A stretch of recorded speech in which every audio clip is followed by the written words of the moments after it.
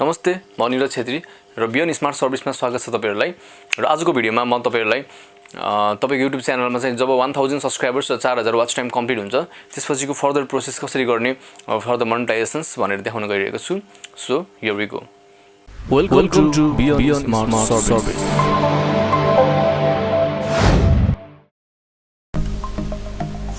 Let's open the browser first अनि youtube.com type गर्नुस्। त्यसपछि चाहिँ साइन इन गर्नुस् तपाईको अकाउन्ट। सो मेरो अर्को अकाउन्ट छ, मेरो personal account Niraj Chhetri.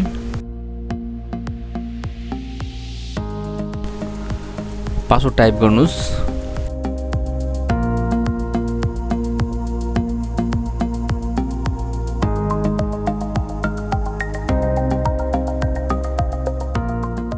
And then go to the YouTube studio.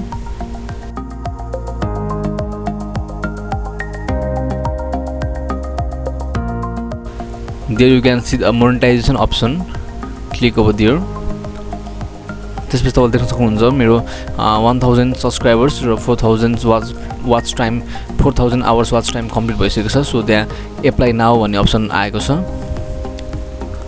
र जबसम्म तपाईको 1000 सब्स्क्राइबर र 4000 आवर वाच टाइम कम्प्लिट हुँदैन तबसम्म कुनै एप्लाई नाउको अप्सन पनि आउँदैन। यो मैले तपाईलाई पहिलाको स्क्रिनशट देखाइरहेको छु। सो अब तपाईले एप्लाई नाउमा क्लिक गर्न सक्नुहुन्छ। र एप्लाई नाउ गरिसक्नु भएपछि तपाईले तीनटा स्टेप देख्नुहुन्छ। स्टेप 1 मा छ review partner program terms, step 2 मा छ sign up for Google AdSense र स्टेप 3 मा छ गेट रिभ्युड। त्यसपछि स्टेप 1 को तल रहेको स्टार्टमा क्लिक गर्नुस्। र त्यसपछि तपाईले थुप्रै टर्म्स एन्ड कन्डिसन्सहरु देख्न सक्नुहुन्छ जुन चाहिँ तपाईले राम्रोसँग पढेर मात्र एक्सेप्ट गर्नु होला। र यसलाई तपाईले कतै कपी गरेर सेभ गरेर पनि राख्दा राम्रो हुन्छ। सो मैले पनि यसलाई सबै कपी गरेर माइक्रोसफ्ट वर्डमा पेस्ट गरी यसलाई सेभ गरेर राख्न गइरहेको छु।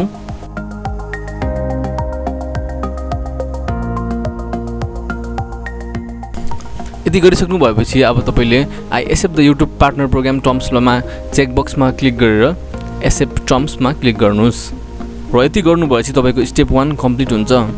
अब स्टेप 2 मा छ sign up for Google AdSense. So अब तपाईलाई गुगल एडसेन्स अकाउन्ट क्रिएट गर्नुपर्ने हुन्छ। र यसको लागि पनि तपाईले तल दिएको स्टार्टमा क्लिक गर्नुस्। र यहाँ तपाईलाई do you have an existing AdSense account भनेर सोधेको छ।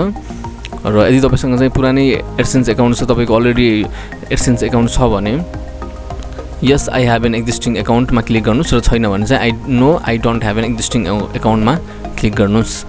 त्यसपछि कन्टिन्यूमा क्लिक गर्नुस्। र यति गर्नु भएपछि फेरि तपाईलाई आफ्नो जीमेल आइडी राख्नुपर्ने हुन्छ। तपाईको जीमेल आइडीलाई सिलेक्ट गर्नुस्। कुन जीमेल आइडीबाट चाहिँ तपाईको गुगल एडसेन्स अकाउन्ट बनाउने हो त्यही जीमेल आइडीलाई सिलेक्ट गर्नुस्। र फेरि तपाईलाई एउटा सानो फर्म फिलअप गर्नुपर्ने हुन्छ एडसेन्स अकाउन्टको लागि। र त्यसपछि गेट मोर आउट अफ एडसेन्सको तलपट्टि रहेको option yes send me customize help and performance सजेसन्समा क्लिक गर्नुस्। र आफ्नो कन्ट्री कुन हो त्यो पनि सिलेक्ट गर्नुस्। त्यसपछि please review and accept our terms and कन्डिसन्सलाई राम्रोसँग पढेर yes I have read and accept the एग्रिमेन्टमा चेक बक्समा क्लिक गरेर क्रिएट अकाउन्ट गर्नुस्। र यसलाई पनि तपाईले चाहिँ वर्डमा यसरी सेभ गरेर पछि फ्युचरको लागि पढ्नको लागि सेभ गरेर राख्न सक्नुहुन्छ।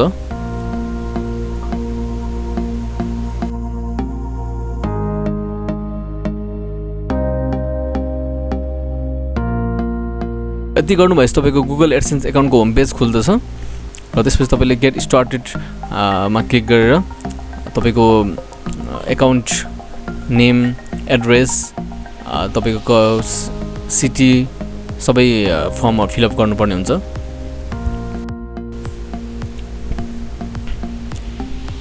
तपाईको सिटी, फोन नम्बर सबै राख्नुस्।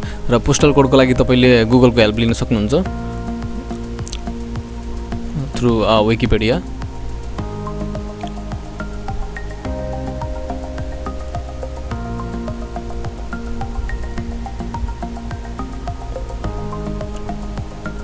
सो मलाई अब रूपन्देहीको पोस्टल कोड चाहिएको छ। सो यो चाहिँ अब थ्रु विकिपीडियाको हेल्पबाट मैले यसको पोस्टल कोड लिन गइरहेको छु।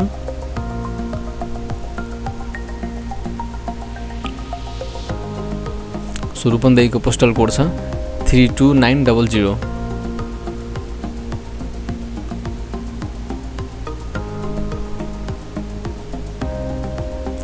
त्यसलाई त्यहाँ पोस्टर कोडमा कपी गरिदिनुस् र फोन नम्बर राख्नुस् आफ्नो